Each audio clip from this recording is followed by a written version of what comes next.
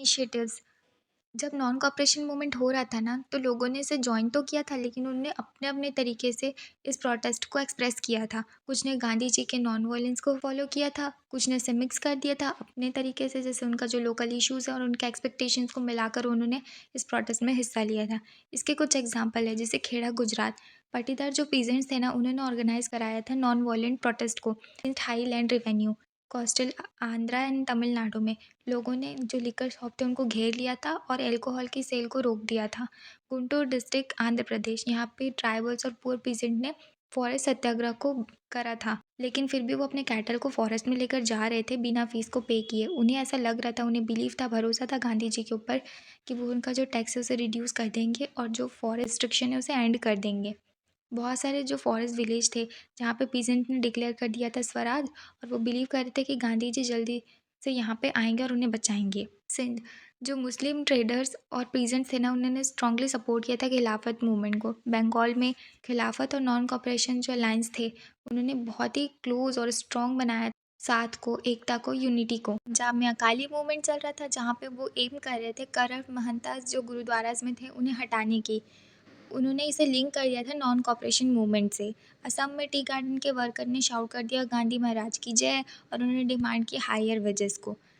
बहुत लोगों ने तो प्लांटेशन ही छोड़ दिया था। ये सोच रहे थे कि गांधी जी तो यही चाहते हैं। इस पीरियड में असमीज़ लोगों ने जो डिवोशनल सॉन्ग होते थे लॉर्ड कृष्णा के, उसको रिप्लेस कर दिया था गांधी राजा से। द पीपल्स महात्मा, जो ऑर्डनरी इंडियंस थे ना, उन्हें गांधी जी ना लीडर से ज़्यादा लग रहे थे, एक मसीहा लग रहे थे, एक ऐसा फिगर जो कि उनके सारी प्रॉब्लम को सॉल्व कर सकता है। लोगों ने उन्हें इस तरीके से देखना चालू कर दिया जैसे कि वो कोई ऐसे मसीहा है जो पॉवर्टी और सफरिंग को एंड कर सकते हैं, कल्चरल लेबर को लैंड देंगे और अनफेयर टैक्सेस और रिस्ट्रिक्शन को रिमूव करेंगे। इवन जब लोग खुद के एफर्ट्स से कुछ चीज़ को अचीव कर रहे थे, वो तब भी क्रेडिट महात्मा गांधी को ही देते थे। फॉर एग्जाम्पल प्रतापगढ़ के पीजेंट्स जो कि यूपी में है, जब उनको इलीगली उनके जो ज़मीन से बेदखल कर दिया जा रहा था, लैंडलॉर्ड्स कर दे रहे थे, तो उन्होंने अपने एफर्ट से, अपने ही पूरी स्ट्रगल से उन्होंने इलीगल एविक्शन के ख़िलाफ़ लड़ा था और उस पर सक्सेस भी हुए थे। लेकिन फिर भी वो ये बिलीव कर रहे थे कि गांधी जी ही है जिनकी वजह से ये सब सारी चीज़ें हुई। और तो यहाँ तक कि गांधी जी का नाम यूज़ कर रहे थे कोई एक्शन को स्टार्ट करने के लिए, जबकि वो उनके प्रिंसिपल में था ही नहीं नॉन वायलेंस के, फिर भी वो उसे यूज़ कर रहे थे। वो चाहते थे यूनिटी और पीस को, ना कि वो कोई कन्फ्लिक्ट को चाहते थे। तो लोगों ने उन्हें एक सिंबल ऑफ होप की तरह देखना चालू कर दिया था। 1922 के बाद अचानक से क्या होता है, जो ये इंडियन का फ्रीडम स्ट्रगल मूवमेंट चल रहा होता है ना, वो सडनली चेंज हो जाता है। उसका जो डायरेक्शन रहता है वो इसलिए चेंज होता है क्योंकि चौरी चौरा इंसिडेंट 1922 में ही हुआ था। ये यूपी में है और ये एक पीसफुल प्रोटेस्ट था, लेकिन ये धीरे से टर्न हो गया एक वॉयलेंट प्रोटेस्ट में। क्यों? क्योंकि जो पुलिसमैन थे ना, उन लोग ने जो अनआर्म्ड विलेजर्स थे उनके ऊपर फायर कर दिया था, जबकि वो पीसफुली अपना प्रोटेस्ट कर रहे थे। तो इससे क्राउड जो होती है वो बहुत गुस्से में आ जाती है। तो रिस्पॉन्स में जो पीजेंट्स होते हैं बेचारे, उन लोग क्या करते हैं, पुलिस स्टेशन को बर्न कर देते हो। 22 पुलिसमैन इसमें मर जाते हैं। अब गांधी जी तो स्ट्रांगली अपोज करते थे वॉयलेंस का, तो वो ना इस इंसिडेंट से बहुत ज़्यादा शॉक हो गए थे। तो उन्होंने इमीडिएटली स्टॉप करा दिया था नॉन कॉपरेशन मूवमेंट को, जबकि ये बहुत बड़ा सक्सेसफुल इवेंट भी बन रहा था। लेकिन इसके बाद से ये बहुत बड़ी टर्निंग पॉइंट बन गई थी। ये मूवमेंट के एंड के बाद जब ये ख़त्म हुआ तो कांग्रेस के लीडर्स ना डिस्कस करने लगे कि अब उन्हें आगे क्या करना चाहिए। तो टू डिफरेंट आइडिया है, एक तो गांधी जी का था और सेकंड था यारदास का आइडिया। गांधी जी चाहते थे कि वो विलेजेस में ना कंस्ट्रक्टिव वर्क को फोकस करवाएंगे, जैसे कि वो स्पिनिंग वेविंग सिखाएंगे, हेल्थ और सैनिटेशन वाले सेक्टर में इंप्रूवमेंट चाहेंगे और स्प्रेड करेंगे एजुकेशन को। तो गांधी जी ने लोगों को प्रिपेयर करे थे मॉरली और सोशली, ताकि वो नेक्स्ट बिग स्ट्रगल के प्रिपेयर रहेंगे। लेकिन इसके अपोजिट जो मोतीलाल नेहरू और सियारदास का आइडिया था, वो चाहते थे कि वो इलेक्शन में पार्टिसिपेट करेंगे जो लेजिस्लेटिव काउंसिल के हो रहा था। तो कांग्रेस को उन्हें पार्टिसिपेट करना चाहिए। अगर वो काउंसिल में एंटर कर लेते हैं ना, तो वो ज़्यादा रिफॉर्म के लिए पुश कर पाएंगे अगर वो गवर्नमेंट के अंदर ही रहेंगे। तो इसलिए तो उन्होंने स्वराज पार्टी को बनाया था। 20s में ना दो न्यू ऑर्गेनाइजेशन इमर्ज होते हैं, आरएसएस, राष्ट्रीय स्वयंसेवक संघ। ये एक हिंदू नेशनलिस्ट ऑर्गेनाइजेशन था जो फोकस कर रहा था डिसिप्लिन और हिंदू सोसाइटी को स्ट्रेंथ करने पे।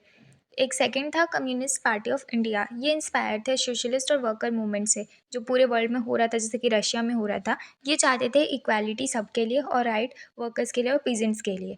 लेकिन जब ये दोनों कम्युनिटी का आइडिया जो विज़न था ना, वो बहुत अलग था फ्यूचर का लेके। अगर हम कंपेयर करें कांग्रेस को लेकर, तो उनका व्यू बिल्कुल भी अलग था। 1920s में ना बहुत सारे यंग रिवॉल्यूशनरीज एक्टिव हो गए थे, जैसे कि भगत सिंह, सुखदेव, राजगुरु और भी बहुत सारे लोग। वो बिलीव करते थे कि फ्रीडम तभी अचीव हो पाएगी जब हम आर्म स्ट्रगल दिखाएंगे, वो सिर्फ पीसफुल प्रोटेस्ट से नहीं हमें अचीव हो पाएगा। 1929 में एक बहुत बड़ा डिसीजन लिया गया था। कांग्रेस सेशन हुआ था लाहौर में और जवाहरलाल नेहरू वहाँ के प्रेसिडेंट बने थे। तो एक जो हिस्टोरिक डिसीजन कांग्रेस ने लिया था, इंडिया को फाइट करना पूर्ण स्वराज के लिए, मतलब कि कंप्लीट इंडिपेंडेंस चाहिए उनको, ना कि सिर्फ डोमिनियन स्टेटस। तो ये मैसेज को स्प्रेड करने के लिए कांग्रेस डिक्लेयर करते 26 जनवरी को वो सेलिब्रेट करेंगे इंडिपेंडेंस डे हर साल। स्टार्ट करेंगे वो 1930 से, लेकिन बाद में 1950 में 26 जनवरी हमारा रिपब्लिक डे बन गया। मार्च टू दांडी, गांधी जी ने 1930 में पूर्ण स्वराज की फाइट के लिए लॉन्च किया था सॉल्ट मार्च को। अब उस टाइम पे ब्रिटिश के पास ना सॉल्ट मोनोपोली थी, तो गांधी जी ने बोला कि ये तो गलत है, ऐसे एसेंशियल आइटम पर वो टैक्स कैसे लगा सकते। तो वो ना साबरमती से दांडी गए थे 240 माइल्स चल के, जहाँ पे उन्हें सॉल्ट लॉ को ब्रेक किया था, क्योंकि उन्होंने सी वाटर से सॉल्ट बनाया था। ये सिंपल एक्ट ने बहुत सारे रिच और पुअर को यूनाइट किया था, और thousands of peasants, tribals, women भी इसे ज्वाइन किए थे। तो ब्रिटिश ने इसका बहुत हार्शली रिएक्ट किया था, बहुत सारे लोगों को जेल में भी डाल दिया था। बट ये मूवमेंट ना बहुत ज़्यादा सक्सेसफुल हुआ था। तो गवर्नमेंट ऑफ इंडिया एक्ट 1935, इसमें इंडियंस को प्रोविंशियल ऑटोनॉमी मिल रही थी, और 1937 के इलेक्शन में वो खड़े हो सकते थे। तो कांग्रेस ने अपनी गवर्नमेंट बहुत सारे प्रोविंस में बनाई थी। 1939 में वर्ल्ड वॉर टू जैसे ही चालू होता है, तो कांग्रेस ऑफर करती है सपोर्ट, लेकिन बदले में इंडिया को वो इंडिपेंडेंस देंगे तभी। लेकिन ब्रिटिश ने इस पर रिफ्यूज़ कर दिया था। तो कांग्रेस के मिनिस्टर्स ने यहाँ पे प्रोटेस्ट दिखाने के लिए उन्होंने अपनी पोस्ट से रिज़ाइन कर दिया था। 42 में जब वर्ल्ड वॉर टू चल रहा होता है ना, तो गांधी जी लॉन्च करते क्विट इंडिया मूवमेंट।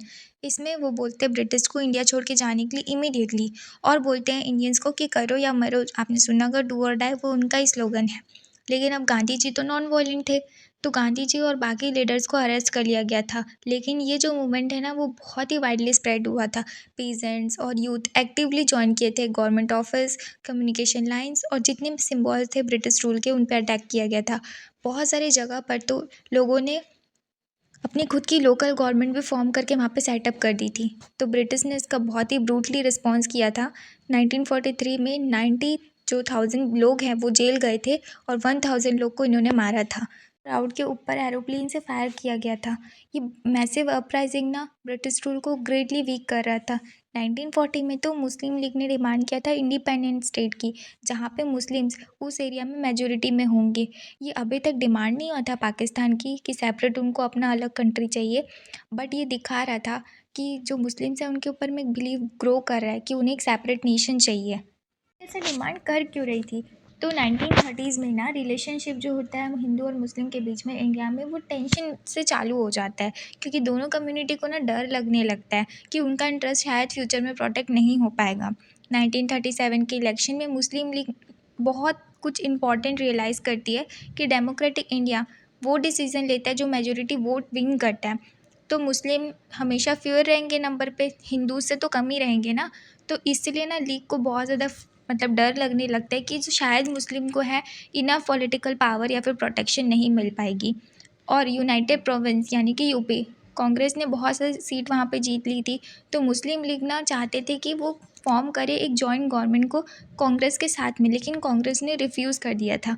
इससे लीग को इंसल्ट फील हुआ था, और ये अनवांटेड था। तो ट्रस्ट रहता है दो पार्टी के बीच में, वो बहुत ज़्यादा और रिड्यूस होना चालू हो जाता है। तो कांग्रेस ट्राई करती है इंक्लूड करने की सबको, बट ये जो है ना कनेक्ट नहीं कर पाता अच्छे से ऑर्डिनरी मुस्लिम के साथ, जो लोग टाउन्स और विलेजेस में रह रहे हैं। बिकॉज ऑफ दिस जो मुस्लिम लीग होती है ना, वो और ज़्यादा पॉपुलर हो जाती है अमंग द मुस्लिम्स। तो ज़्यादा से ज़्यादा मुस्लिम ट्रस्ट करने लगते हैं लीग के ऊपर में, क्योंकि उनका राइट जो है वो वहाँ पे प्रोटेक्ट होगा।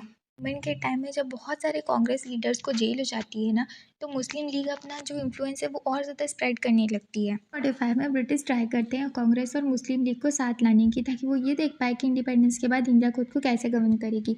लेकिन ये सारे टॉक जो वो फेल हो जाते हैं, क्योंकि मुस्लिम लीग बोलती है कि वो अपने मुस्लिम को रिप्रेजेंट करेगी, उनके लिए डिसीजंस लेगी, उनके लिए सब कुछ करेगी। लेकिन कांग्रेस इसमें एग्री नहीं करती, क्योंकि वो बिलीव करती है कि सारे इंडियंस को सबको एक साथ रिप्रेजेंट करना है, हिंदू मुस्लिम सिख सब के लिए। तो ये डिसएग्रीमेंट में ना कोई भी प्रोग्रेस नहीं होती है। 1946 के इलेक्शन में मुस्लिम लीग ना बहुत सारे जो सीट रिजर्व होते हैं ना मुस्लिम के लिए, वो जीत जाते हैं, ऑलमोस्ट वो सब जीत जाते हैं। इससे ये दिखाता है कि उस टाइम पे जो मुस्लिम है ना, वो मुस्लिम लीग को सपोर्ट कर रहे थे। इस विक्ट्री के बाद में जो लीग अब देख लिए कि वो स्ट्रॉन्ग बन गए हैं, तो फिर उन्होंने डिमांड किया था पाकिस्तान को, और वो चाहते थे सेपरेट कंट्री मुस्लिम्स के लिए। तो ब्रिटिश ने सेंड किया था एक ग्रुप जिसका नाम था कैबिनेट मिशन, ताकि वो ये सॉल्यूशन फाइंड कर पाएंगे। तो उन्होंने सजेस्ट किया था कि इंडिया को यूनाइट करना चाहिए, ना कि डिवाइड होना चाहिए। लेकिन मुस्लिम जो मेजोरिटी एरिया थी उनके पास ज़्यादा ऑटोनॉमी थी, मतलब कि फ्रीडम था कि वो अपने डिसीजन खुद ले पाएंगे। कांग्रेस और लीग दोनों अग्री नहीं कर रहे थे, जिससे ये जो पार्टीशन था ना ऑलमोस्ट तय हो गया था। लीग ने लॉन्च किया था डायरेक्ट एक्शन डे 16 अगस्त 1946 को, जिसमें हॉरिफिक रिवॉर्ड्स हुए थे कलकत्ता में। अर्ली 1947 में ये जो वॉयलेंस है नॉर्दर्न इंडिया में पूरी तरीके से स्प्रेड हो गया था, जहाँ पे हंड्रेड्स ऑफ थाउजेंड लोग मारे गए थे। मिलियंस लोगों को फोर्स किया था कि वो अपने घर को छोड़कर जाएंगे। ये पार्टीशन क्रिएट किया था दो कंट्री को, इंडिया और पाकिस्तान। लेकिन जॉय तो था इंडिपेंडेंस का जो 1947 में मिला था, लेकिन उसके साथ में बहुत ही डीप पेन आया था, वॉयलेंस, लॉस और डिस्प्लेसमेंट का भी। फ्रॉम प्रोटेस्ट टू सेक्रीफाइस, हर एक इंडियन हीरो बन गए थे फ्रीडम स्ट्रगल में। हमारी हिस्ट्री सिर्फ डेट्स नहीं है, बल्कि एक करेज है। If this helped you understand better, like, share and subscribe for more Easy History. Thank you.